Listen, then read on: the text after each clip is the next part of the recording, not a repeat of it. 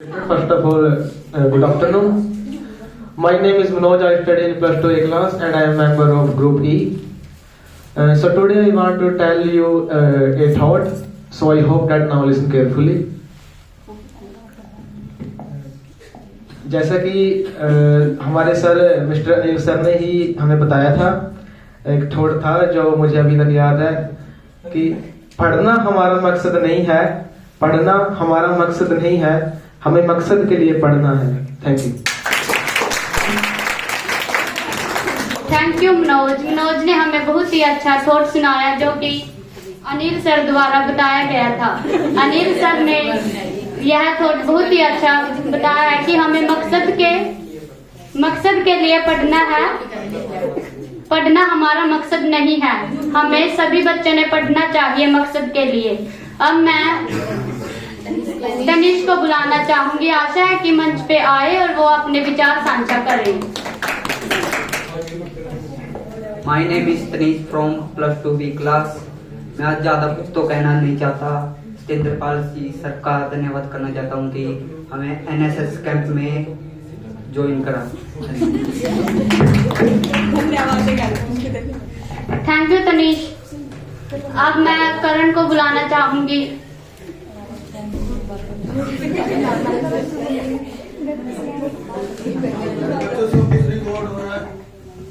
Respected sir, brother and sister, first of all, good afternoon. My name is Karan Sani from 12th B class. My topic is thought. संस्कार से संसार जीता जाता है, अहंकार से नहीं। धन्यवाद। थैंक यू करण ने हमें अच्छा थॉट सुनाया है। मैं आशा करती हूँ कि अब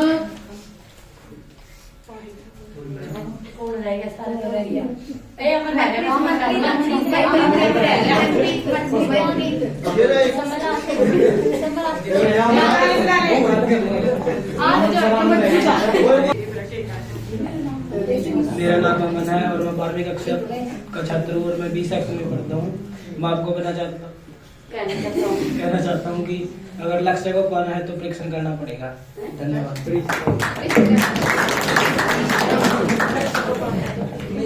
थैंक यू अमन ने हमें बहुत अच्छा थॉट सुनाया है। अगर लक्ष्य को प्राप्त करना है तो हमें परीक्षण करना पड़ेगा या मेहनत करनी पड़ेगी। अब मैं मुस्कान को बुलाना चाहूंगी, आशा है कि मेरी मुस्कान आए और 9 लाख। आप हंसते हो तो मुझे भी हंसी आ जाती है, प्लीज आप हंसो नहीं। Good afternoon, all of you. My name is Muskan. My topic is thought. Lakh रिश्ते होंगे दुनिया में, लाख रिश्ते होंगे दुनिया में, पर पापा से बढ़कर कोई रिश्ता नहीं। थैंक यू मुस्कान ने हमें अच्छा थॉट सुनाया है पापा के ऊपर। लाख रिश्ते होंगे दुनिया में पर पापा से बढ़कर कोई रिश्ता नहीं, इसलिए हमें हमारे माता पिता की, गुरुजनों की आज्ञा का पालन करना चाहिए। और अब मैं खुशप्रीत को बुलाना चाहूंगी। मेरी आशा रहेगी कि खुशप्रीत आए और मंच पे बोले।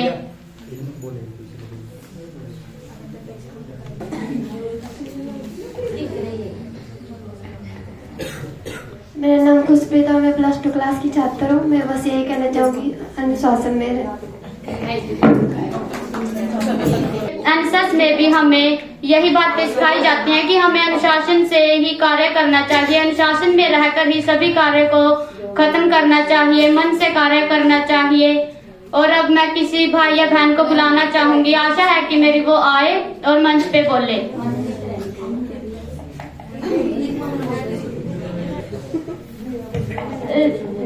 Ji Sakri sir and my dear friend, firstly good afternoon everybody. My topic is the third. सपने वो नहीं जो आप नींद में देखते हैं, सपने वो हैं जो आपको सोने नहीं देते। थैंक यू अमन ने हमें थॉट बहुत अच्छा सुनाया। अब मैं अनिल सर को बुलाना चाहूंगी। अब मेरी आशा है कि वो आए और अपने विचार साझा करें।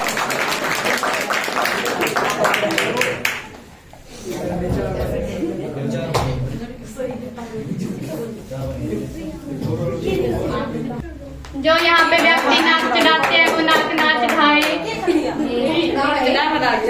3 बज गए, छुट्टी करो। ए दारा का टेबल देखी Respected sir, all friends. First of all, good evening. My name is Lovepreet Kaur. I started plus 2 class. मैं ਤੁਹਾਨੂੰ ਇੱਕ Song ਸੁਣਾਉਣਾ ਚਾਹਨੀ ਹਾਂ। ਮੇਰੀ ਕਿਰਪਾ ਕਿ ਤੁਸੀਂ ਬੜੇ ਧਿਆਨ ਨਾਲ ਸੁਣੋਗੇ।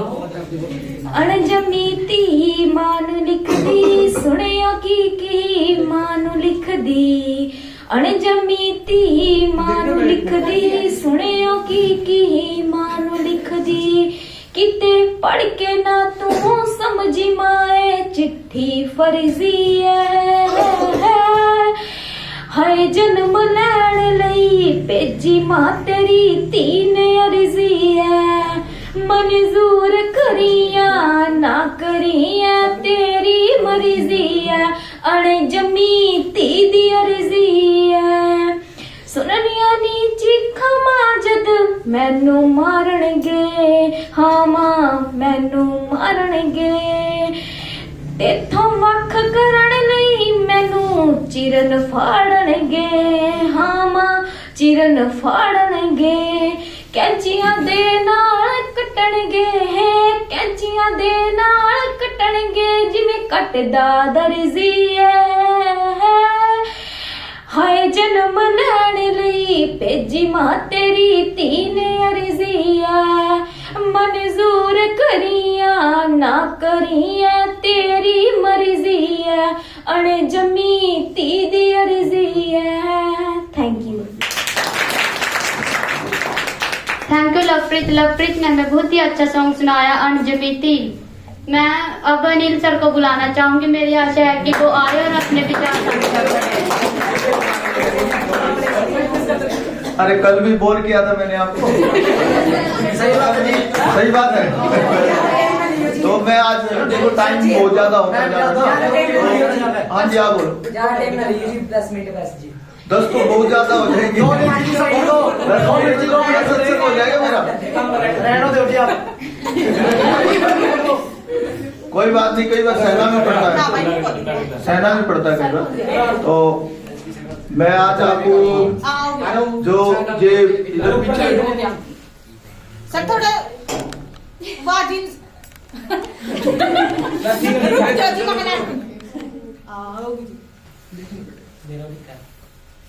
भगत सिंह जी के जो एक आदर्श समझे जाते हैं, मतलब भगत सिंह जी का तो नाम सुना ही है, फोटो पीछे भी लगा हुआ है।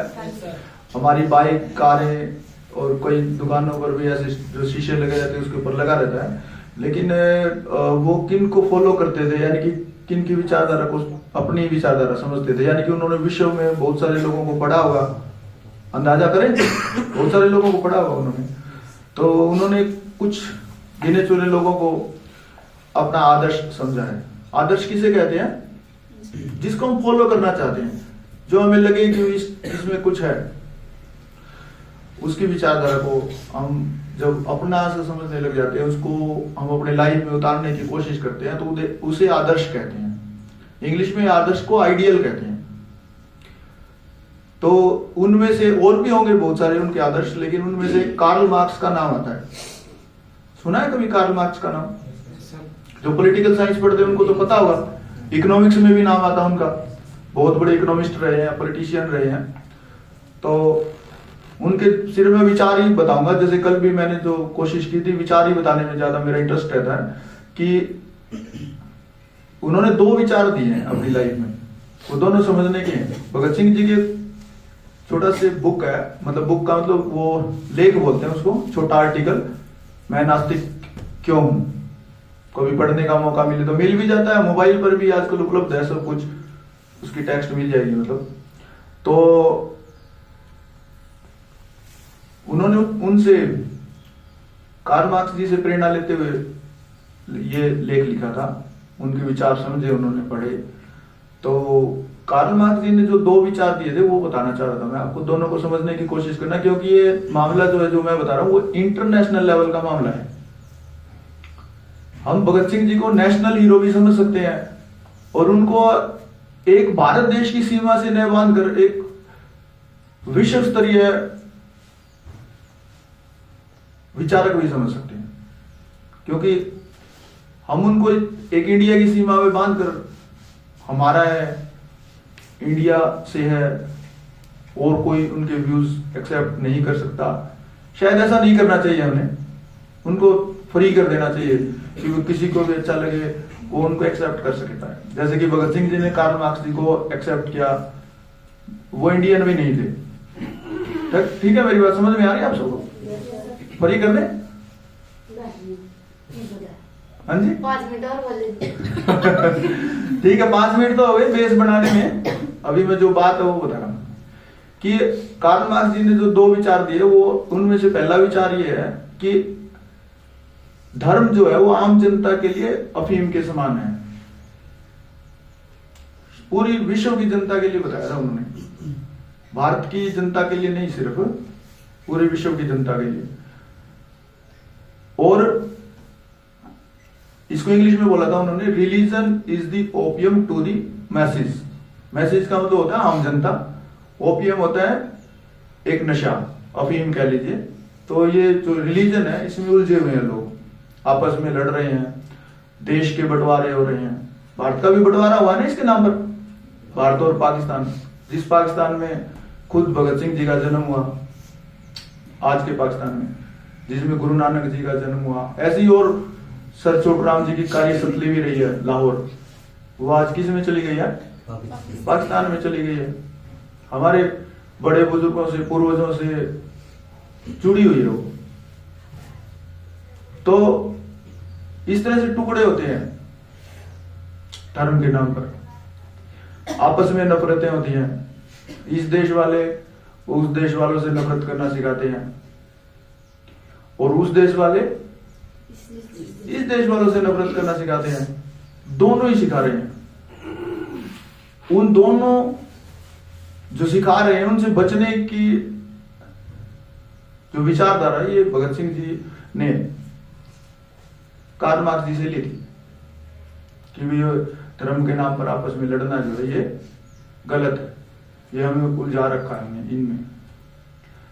अलग अलग देश, बहुत सारे देश आपस में लड़ रहे हैं इसके नाम पर, मार रहे हैं एक दूसरे को। भगत सिंह जी जैसे नास्तिकों ने यहां तक भी कहा है कि भाई जो नास्तिक लोग होते हैं ना, वो धर्म के नाम पर मारते नहीं है किसी को। और जो अपने आप को ये कहते हैं कि हम बहुत बड़े आस्तिक हैं, वे लोग धर्म के नाम पर एक दूसरे को मारते हैं ना। मेरी बात समझ रहे हो? क्योंकि ये गहराई में जाने की बात है, और जो हमें कोई भी नहीं बताता वही बातें हैं, खुद सोचना होता है इनके ऊपर। दूसरा जो विचार है वो है, उन्होंने बोला था कि विश्व के मजदूरों एक हो जाओ, यानी जो पसीना बहाने वाले लोग हैं वो सारे के सारे एक हो जाओ। अपने दिमाग में जो भी नफरतें किसी भी नाम पर है, देश की नफरत हो सकती है, हम उस देश के इस देश के हैं, ये नफरत मिटाओ, धर्म की या कोई और भी हो सकती है। भारत देश में जाति है, जैसे किसी देश में नस्ल है गोरे और काले के नाम की, मतलब अपने अपने देश में अलग अलग कुछ कुछ सिस्टम है, सुविधे। तो जो हमारे दिमागों में ये सारी चीजें हैं, इन सबको मिटाकर उन्होंने काम करने वाले लोगों को, जिसको मैं कहता हूं पसीना बहाने वाले लोग, मतलब जो चाहे खेत में काम कर रहे हैं, चाहे फैक्ट्री में काम कर रहे हैं, चाहे कहीं पर भी कोई भी काम करे, किसी भी प्रकार का अपनी मेहनत करके काम करे, वो सब अपने दिमागों में जो फालतू के भेदभाव है उनको मिटाएं। और इसी में जोड़कर बता रहा हूं मैं, जो दूसरी बात बताई है कार्ल मार्क्स जी की, कि किसी भी कंपनी का कोई मालिक नहीं होना चाहिए। कोई भी सरकार किसी 1, 2, 4, 10, 20 व्यक्तियों के हाथों में नहीं होनी चाहिए। वो जो फैक्ट्री से हमें कमाई होती है, किसी भी कंपनी से हमें जो कमाई होती है, वो जो काम कर रहे हैं उसमें लोग जो पसीना बहा रहे हैं, जो भी बेनिफिट होता है, जो कमाई होती है, वो सारी की सारी कमाई उन लोगों में बराबर बराबर बांट देनी चाहिए, न कि उसका एक मालिक हो और वो उन काम करने वाले सभी व्यक्तियों को उनकी सिर्फ तनख्वाह दे, जो कि आप सबको पता है थोड़ी थोड़ी सी होती है तनख्वाह, काम चलाने लायक, जिंदा रहने के लायक सिर्फ वो खा सके थोड़ा बहुत और जिंदा रह सके ताकि अगले दिन काम पर आ सके, इतना ही होता है। तो कार्ल मार्क्स जी ने इस बारे में विचार दिया, जो दूसरा है उसी को एक्सटेंशन कर रहा हूं मैं, थोड़ा और विस्तार कर रहा हूं कि उसका मालिक जो है वो कोई भी एक व्यक्ति, दो व्यक्ति नहीं होने चाहिए। जो भी उसमें काम कर रहे हैं, जिस फैक्ट्री में, कंपनी में या कोई चाहे सरकारी संस्था है, तो उसका जो बेनिफिट है, जो फायदा है, वो किसको मिलना चाहिए? जो उसमें काम कर रहे हैं, यानी कि आम जनता को उसका फायदा होना चाहिए।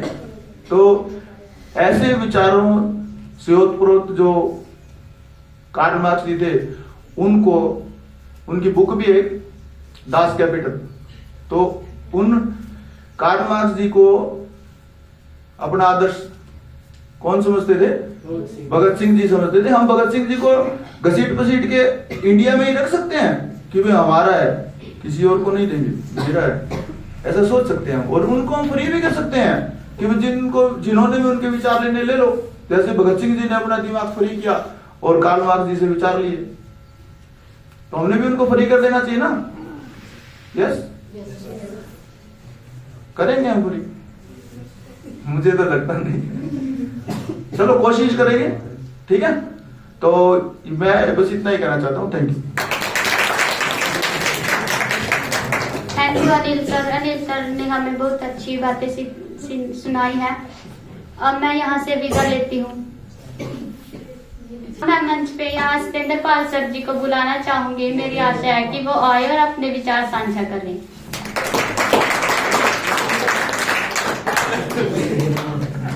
Thank you. मैं ज्यादा समय नहीं लूंगा क्योंकि हमारा पहले ही टाइम काफी हो चुका है। तो सर ने जो बात की है कार्ल मार्क्स की, तो उन्होंने एक कैपिटलिज्म के अगेंस्ट थे वो, यानी कि पूंजीवाद के अगेंस्ट। पूंजीवाद क्या होता है कि जब एक ही परिवार के पास बहुत सा पैसा इकट्ठा हो जाए तो पूंजीवाद वो कहलाता है। मान लो वो वर्ल्ड लेवल पे अमेरिका पे है, जस्ट इमेजिन, तो ऐसे किसी एक कंट्री की मोनोपोली है ना, जो वो ना हो, वो कैपिटलिज्म के अगेंस्ट उन्होंने अपना सारा जो जीवन है उनका, वो जो लाइफ है उनकी, उन्होंने कैपिटलिज्म के अगेंस्ट ही लेक्चर दिए, अगेंस्ट ही वो बोले, अगेंस्ट ही लिखा। तो पब्लिश भी वही करवाया, यानी जो मेन थीम था ना उनका कैपिटलिज्म के अगेंस्ट था कि कैपिटलिज्म नहीं होना चाहिए।